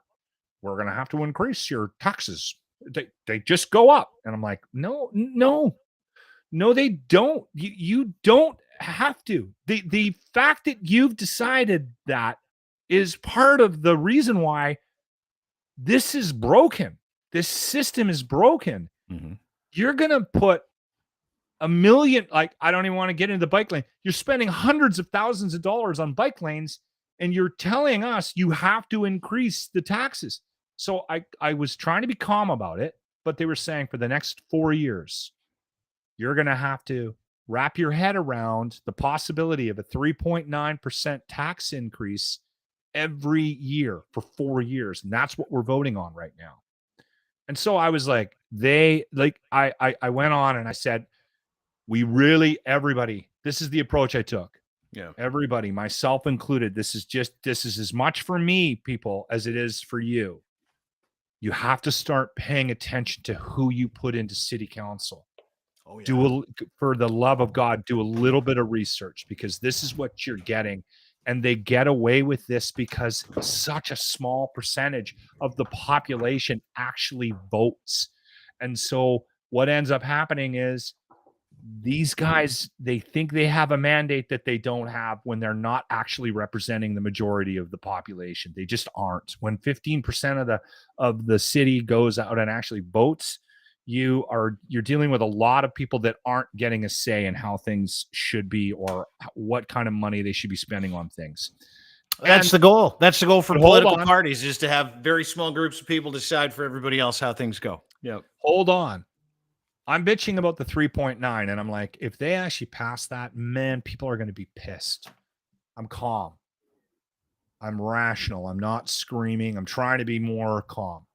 Somebody texts and goes, Locke, you idiot. It's a strategy. They're going to announce next week that they can't possibly do it. 3.9 is just, it's going to hurt too much. But then they jam 1.9 up your ass. And I'm like, oh my God. Why didn't I see it coming? He's totally right. That's exactly what they did. They press released. We're going to go. We're voting on it tonight. 3.9 every year, 4 years. This is what it's going to cost you. And then next year, somebody's going to step up to a podium. They'll release a press conference, and the mayor will step up and go, who used to work for Trudeau, by the way. And he'll go, oh, you know what, everybody? We just couldn't do it to you. We couldn't screw you like this. Times have been tough. So it's not 3.9. It's 1.9. We're such good people. And then they get the raise that they want to push through anyway. And then they do everything that they were going to do anyway. But they're baiting us. Well, that's what I've been saying. That's what everybody says. Like the time of any normal human being, and it's funny because I sound like a conspiracy theorist, right? Any normal human being going, that's my political party. It's over. Unless you're a complete fucking idiot, right? Unless you're like a degenerate moron, cognitively delayed fucking idiot that can't have their own operating system, doesn't have the ability to reason or think for themselves. Those days are like, yeah, I'm true. No. These guys are unmasked. Every single body politic in this country is in it to fucking take from you. All of it is just, and it's like they want to make you feel good about the fucking too, right? Smiles on their faces. No, we have to do this. No, it's going to be strategy. Great. No, it's good. And meanwhile, in the back, they're not going, we're going to make everybody's life great. They're being like, think they bought it? Think that they? Yeah, that's exactly what they're doing. Yeah, they bought it. Okay, let's do this then. None of it has anything to do with you or me or healthcare or making us safer or making us feel better or giving us more money in our pockets in the end of the month. Doesn't matter what Pierre Poilievre says. Doesn't matter what Justin Trudeau says. Doesn't matter what Doug Ford says. Danielle Smith says. You know what it has to do with? This is the truth. Every single person, and Dave Moscrop said it. It's capitalist season. Like everything that they do is for other people that make them what they are, for developers like the DeGasperuses or the Cortolucci's or the Wenzels. That's traditionally who runs each province, developers, captains of industry. And what they do is they keep shoving money in the pockets of different people, and those different people then take out whatever it is that they need taken out on behalf of the people. So if it's a developer that wants to develop green space, let's just say in the province of Ontario, it's like nationally and provincially protected land, has been for hundreds of years. We'll never pave over the green space. We'll never go and fucking destroy the green belt. Last week, Doug Ford's like, we're developing the fucking green belt. 3 years ago, he put out a video. He's like, we're never going to do it. He was always going to do it. He was always going to enrich his friends. He was lying to you like every politician lies to you about what their intentions are to you. And it happens every fucking day. And you know what the most amazing part is? There's a segment of society that goes, I'm a card-carrying liberal, and I'm proud of it. There's a segment of society that goes, I identify as a conservative, and I'm proud of it. And I'm like, you stupid fucks. They're abusing you, and you're like, that's my guy. They're abusing me, and you're like, that's my team. Totally, that's being my manipulated. team. You are every single fucking one of you that rides for a political party that isn't in politics. You'd only do it for one of two reasons, because you get something back from them and you've got to deal with them, or it's good for you financially and their ideologies are good for you financially, or you're incredibly fucking dumb and you're like, that's my guy. It's my guy. He fucks me a little less hard than the other guys, but that's my guy. Oh my God. Like, we live in this time now where we can actually clearly see it, and they don't want us talking about it. Pierre Poilievre doesn't want you talking about how he's buddies with extremists and how his new conservative mouthpiece, like communications director for the Conservative Party, is literally a convoyer that was blowing the horn for days and days and days and taking people food and stuff like that. He doesn't want you to know that. He doesn't. Justin Trudeau doesn't want you to know that he's going to kettle free speech with Bill C-11 and C-18. Doesn't. But he's doing it for himself and his friends and his business interests. That's what every single person does in politics. They never get into politics to serve the public. They get into politics to fuck the public on behalf of who owns what. It's pretty simple stuff. So when everybody gets angry about it, I'm like, are you fucking kidding me? You didn't know this? You didn't know that that's what they were doing to you? And they have been for hundreds of years? You didn't know special interests and religious groups and money guys and developers ran this country and still do? Come on, fuck, grow up. Get with it. All those people with the money, all they do is they just take a look at who has the best playbook. It's like sports. Right. They sit back and go, all right, who's spending the most money? Who's the best consultant? What happened down here? Did that work? The Trump thing kind of worked. Can we massage that? Because people don't really like Trump, but he did get in. It's the same thing at the end of the hockey season. Everyone takes a look at the Tampa Bay Lightning and they go, what did they do? Like, what was effective, right? How did they manipulate their lineups to get to the end goal? All right. Is there any players out there that maybe we can sit down and map out our lines and we can copy that? That's exactly all politics does. Right. And it's interesting. The guys that get it are the guys with money and the guys that have influence.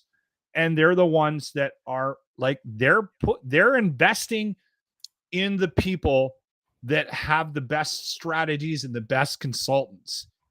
Politicians spend millions of dollars on people that backroom people that give them advice on how to say it, when to say it, and how to do it. Mm-hmm.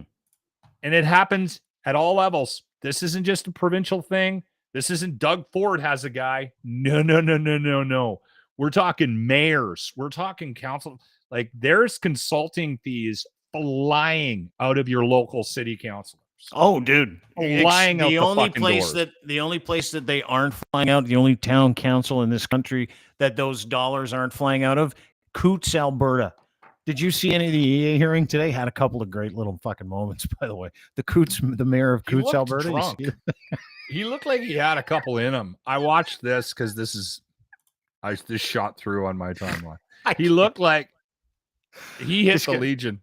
Oh, dude, he looked like he's just literally walked out of the Legion after a funeral, and he can't wait to get back to the Legion. But I want you to listen. He's there on Fridays for the meat draw. He's there for the turkey bowl. Miss a meat draw. No, he doesn't. Ever. And the goldfish races never misses them. Never. No, and the winter tire raffle. This guy's in charge of all of it. All of it. Anyway, this is the mayor of Coots, Alberta today at the EA hearing. This is very funny. On what we all know. Everybody in Alberta hates Trudeau, but his reasoning as to why is so Berta, I can't get enough. Trudeau hates us, and that's basically, you could talk to anybody there.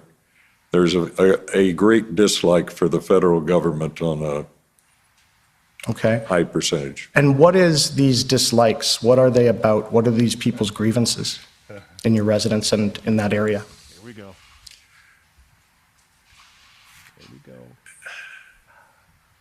Genetic. I don't know I genetic.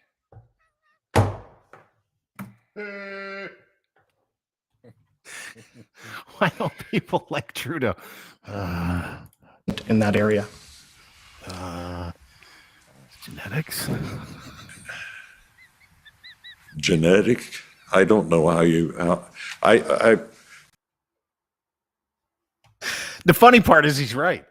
It is genetics. It is, and you and I both know it is. There's a lot of people have a difficulty explaining their dislike for him, right? We don't need to go down this path. No, we don't. It was just a nice little moment from the EA hearing where the guy's like, listen, I can't explain it. We're just born to hate him. That's all we're doing. Well, we are born to hate the guy. His dad, right? Like there's just a lot of anger for that family, I think, and it stems from that. There is a lot of anger for and it's clear that politically the strategy in the East has been one that is divisive to Albertans that maybe make their money in oil and gas. So there's that. So these people are just bred to dislike. Yeah, genetics. They're just bred to dislike it. So he's not wrong. You can laugh at it. No, but genetics is DNA. It's like strands of DNA. I know, but PMAT. It's there's science behind this guy's like, fuck, I don't know, genetics. It's like the fucking best answer. So true. Finally, someone said it. That was my point. Finally, for someone, Alberta's like, we're born into hatred for anybody named Trudeau out here. It's just how we are. Not the most exciting thing from the EA hearing, though, that happened today. Did you see the dude hit the dirt? See him pass out in the middle of it? No. Oh, we had a man down. Oh, yeah, Commission Council. He was on a heater, too, and he reaches for a glass of water. Look out. Watch this. Commercial CMV, that's commercial vehicles? yes. Oh. What happened? Jesus Christ, just passed out. Did you see that? Do I need to watch this? Yeah, dude. Commercial CMV. That's why I'm playing it. I'm playing it so you watch it. So you say, do I need to watch it? I've avoided it. That's commercial vehicles? Yes. Here we go. Get a drink. Oh, whoa.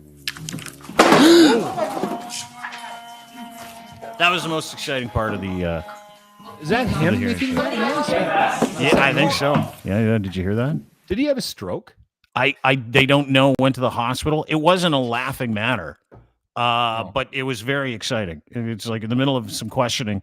He's commission counsel. He's like, so can you tell me? He reaches for water and you can see it, and boom, he hits the dirt. News that he was taken to the hospital, seems to be in stable condition, and they're running some tests. So hopefully, okay. All right, okay. Yeah. Hopefully, yeah, because that sounded that when you make a noise like that when people are. Yeah, that was awful. Yeah, wasn't that bad? You gotta. I started to laugh. Well, it's like when you ever see someone like bite the dirt, right? You're like, oh, that's funny. Like the Queen's Guard during her funeral when the guy in the Beefeater outfit like just slowly hit the dirt. I'm like, fuck, that was really funny. Or like anytime you see someone like pass out from standing around at a wedding, it's always funny. I always stop at those videos. That not so much, but you're right. It's like, oh, what am I feeling here? It's like, is that guy okay? Am I allowed I'm to laugh conflicted quite often. I was conflicted one time. I was at the mall. I used to work at the West Edmonton Mall, and I saw someone tumble down the escalator, and it was spectacular. Did you laugh? I started to. Like, I had this welling up, and then there was this overwhelming desire to like try to find somebody to help Not this you. woman. There was no overwhelming desire for you to help her. There was just a desire to find someone else to help her after you. Trust me, in a medical situation, you don't need the guy that was on his way to the food court to get some Chinese to help out. No. It's always I always have a hard time with that. Anytime you see someone get hurt, like that video we were playing yesterday. You remember that girl? Yesterday, kind of felt sorry for. Like we played this video of this woman who like was doing like some parkour videos, right? Like she's like, oh, I'm gonna go run around and do some parkour, and my friend's gonna film me. And she went like directly into this incredible like monkey bar, like right in the face. And I'm like, that's so funny because she passed out and she was doing something. But when you see someone like pass out on stage during something serious, it's funny how we go from like, oh, that girl hurt herself. Then you see an old guy pass out on stage. You're like, oh, I hope he's okay. Hope he didn't have a stroke. Hope he's kind of fine. Like the jury's out as to when you can laugh at people passing out anymore or getting hurt. Still, I enjoy the videos. I laughed when I saw that. I don't think the jury's out. Like, I don't think I can laugh at that guy. I think we automatically want to, if we see somebody get hurt, that's why those videos always end before you see the end result. Like the clip always is bonk. She hits her head. She goes down, but you never actually see the end result. And they do that on purpose so that we feel better about the fact that we started to laugh at that. Right? I guess so. Like last night, I watched this game. Did you see the Evander Kane intro, by the way? Holy shit. Yeah, I saw that live. You were watching that live last night? That scared me. Like, that's one of those injuries you can't laugh at because you know the guy's career might be over. And I'm going to play it for you because it was one of the more, like, I don't know if you remember the goalie for the Buffalo Sabres. What was his name? Darren Pupa, when he cut his neck. Blood all over the place. This was very similar to that. That ended his career, didn't it? Didn't that end in more his ways career? than one, dude? Like that injury, if you missed it, cut to the neck. This is like 25, 30 years ago. Blood, just carotid artery, blood pouring out. Dude almost died. And then like after that, he just kind of became a shell of himself because it was so traumatic. Evander Kane, Edmonton Oilers. This happened last night. Let's watch it. Patty Maroon skates over his wrist, and it is instant. Collision with Meyer. And I believe it's going to be his hand as he comes down. You can see his wrist is exposed. And I think it's Maroon. Maroon as he comes by. Yeah, it's instant. Oh. It's instant. Look at his face. He's yelling, help, help, help. He does a good job putting pressure, and they're going to get. Yeah. He's yelling, help. Two things. Gene Principe said in a tweet, when he was beelining for the bench, he was just yelling, help, help, help, help. He knew as soon as he saw it, he knew how bad it was. Yeah. And he was just, it's instant. It's instant. The amount of blood. And there's actually a shot of number 14, Maroon. Yeah. There's a shot of Maroon. Used to be an Oiler, by the way. Yeah. Good guy. Really good guy. There's a shot of him after the fact where his eyes are like this big because he realized what had happened. Grant had a good point. We talked about that this morning.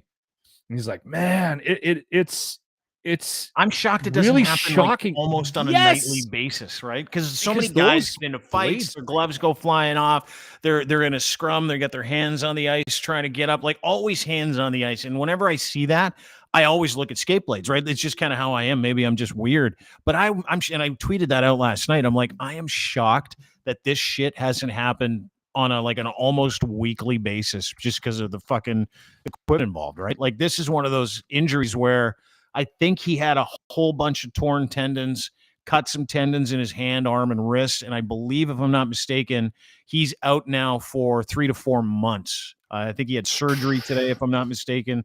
The news out of Edmonton is that he is a 3 to 4 months away from actually coming back. So which is fucking Well, he had injury. a statement, and we read his statement when we had Bag Milk on today, because Wednesdays we always do our hit with Bag Milk. Who, Kane? Vander Kane did? Yeah, and he actually literally it came out, and Grant read the statement, and it was like, "I'll be back on the weekend," and we're like, I don't know, man. Like you're going into surgery. Like they got to repair that, and that is going to be a long rehab, I think. Mm-hmm. And again, anyway, yeah, he's going to be out for 3 to 4 months. Anyway, fascinating. All out of Edmonton. Edmonton's the place to be. Yeah. Which, by the way, let me just give you a quick hello to our friend over at Cantork Industries, buddy of yours, Colin Livingston, who you had on the program. Might be one of the greatest beauties of all time. Maybe one of the greatest guys you'll ever meet. Do you still have the picture of his golf bag? I don't. This is the last time he golfed. He broke every club in his bag.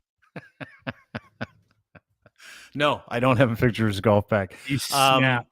But I will get it out. Remember when we had him on the show a couple of months ago? He races with Alex Tagliani, and you're like, this guy is absolutely one of the greatest beauties of all time. And I'm like, what do you mean? He's like, he makes these incredible wrenches, beautiful torque wrenches that nobody else in the world makes, brings it to Canada.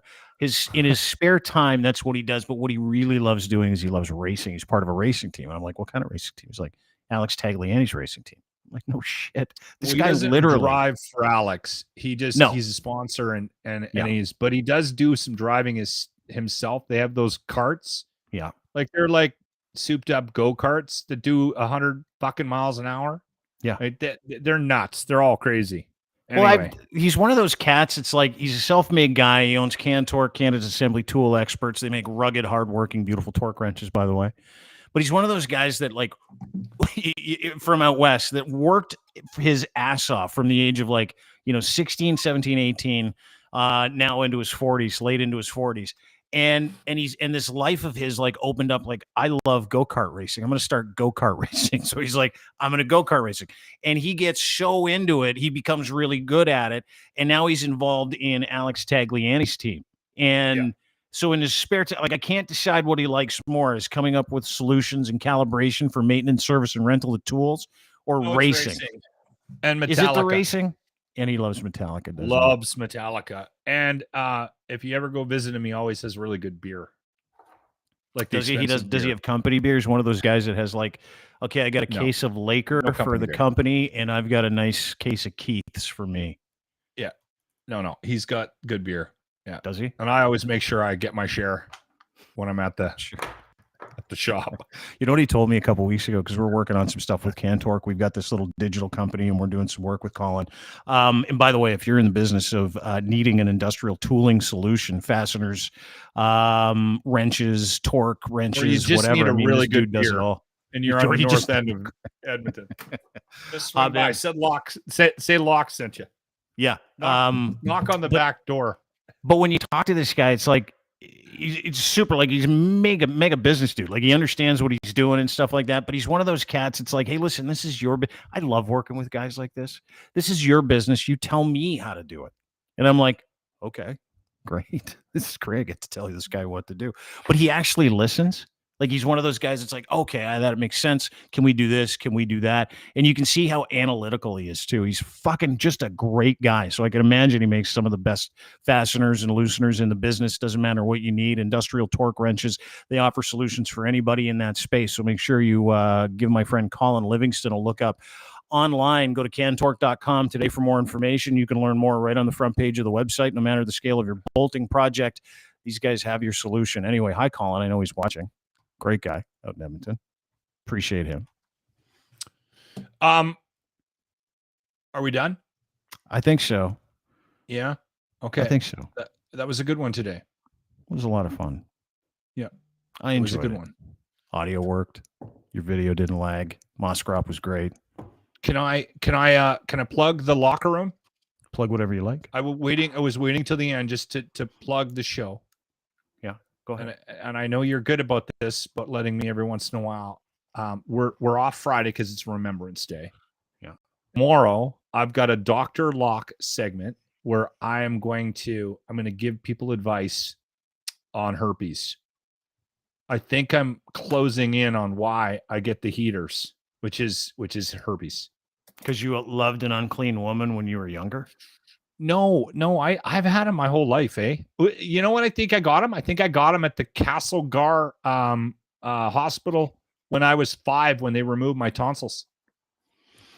I swear to God, dude, I think I got it. I would say the same thing if I had cold sores the size of dinner plates as well. I figured something out about it, though. I'm telling you right now. You figured out how to beat herpes? My Dr. Locke segment is about herpes tomorrow. Yes. Here on this show or on 957 Cruise I can FM do it on both. I want it. We can use it. You want it? You want a herpes explanation for tomorrow too? Yeah. There's like 60% of the world has herpes. Is it that high? I made that up. I don't know something. I haven't got close. I haven't got the genital ones. I just have the. Thank you for telling us. I just want to get that out there.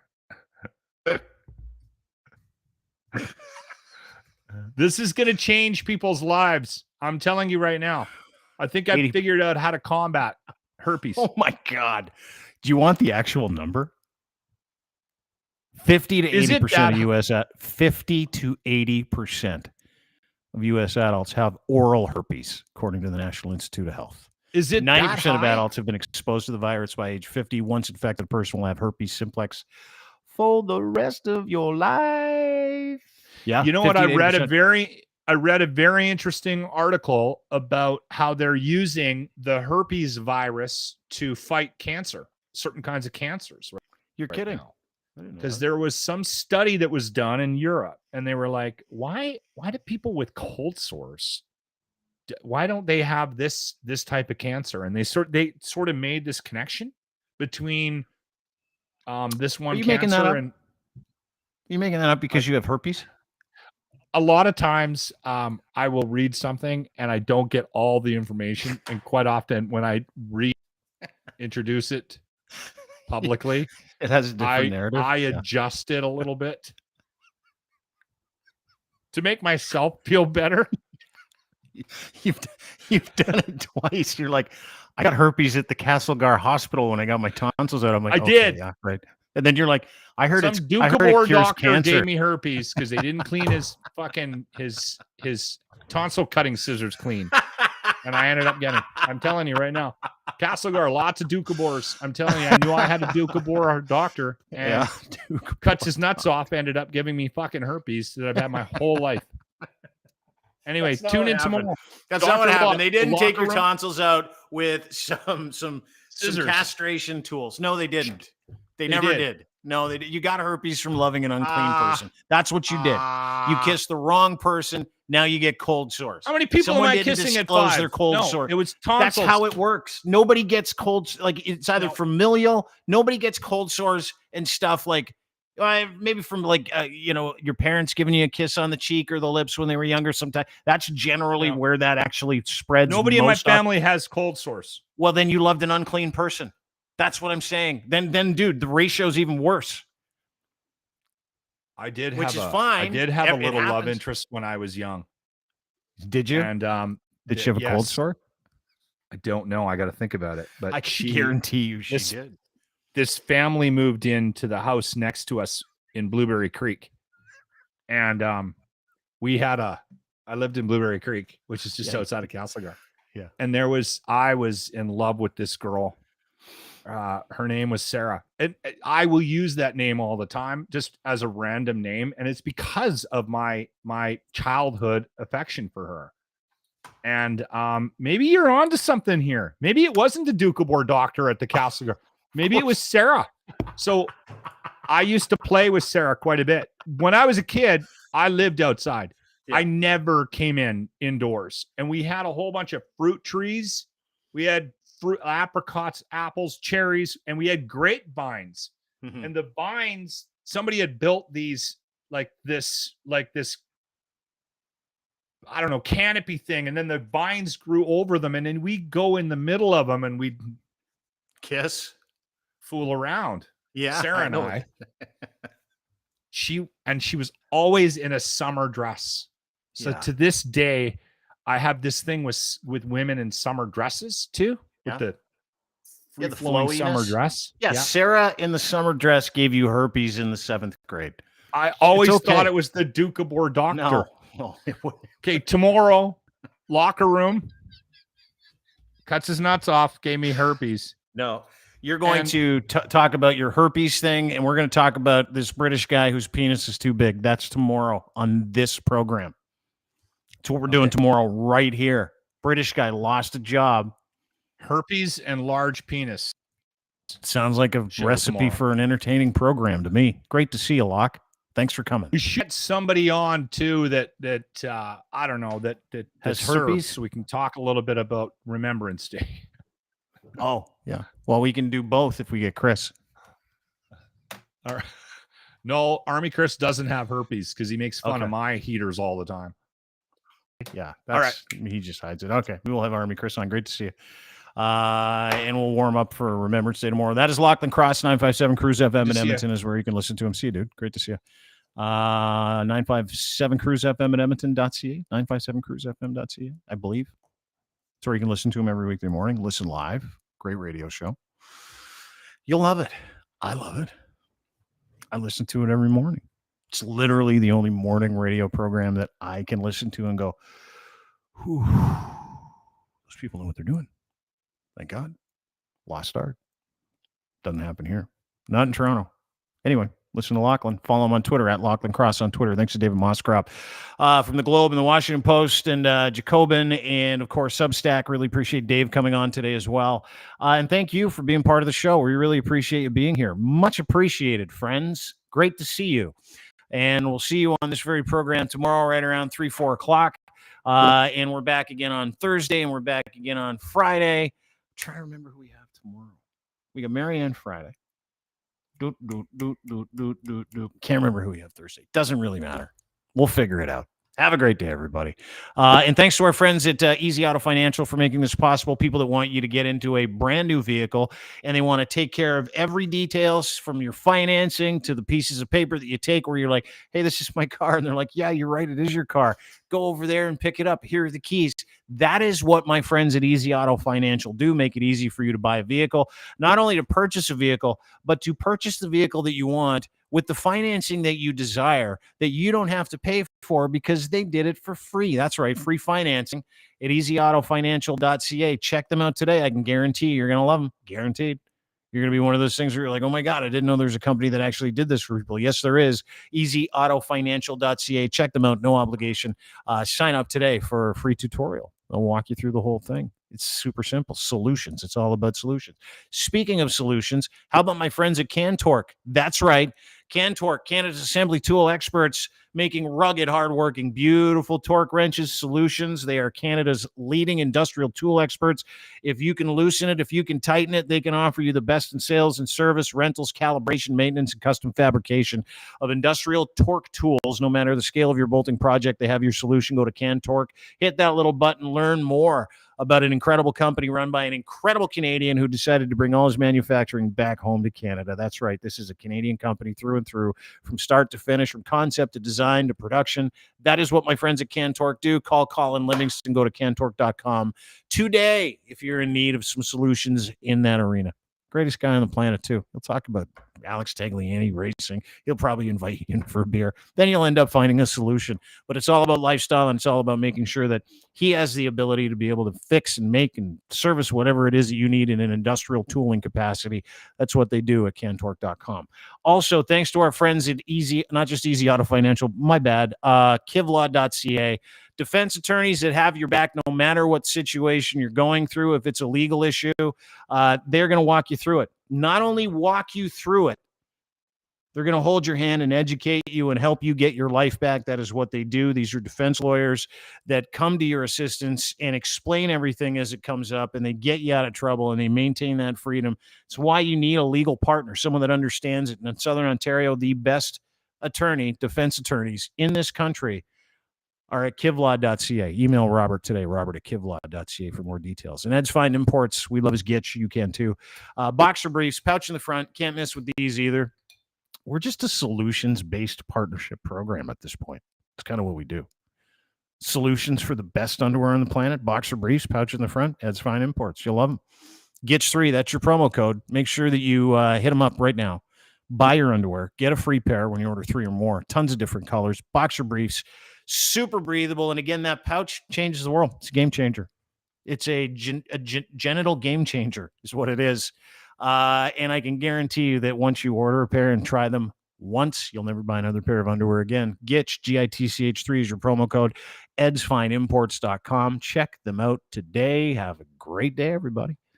Appreciate you being here. Don't forget to sign up for a newsletter at deanblundell.com. And until tomorrow around 3, 4 o'clock, we will see you then. Goodbye.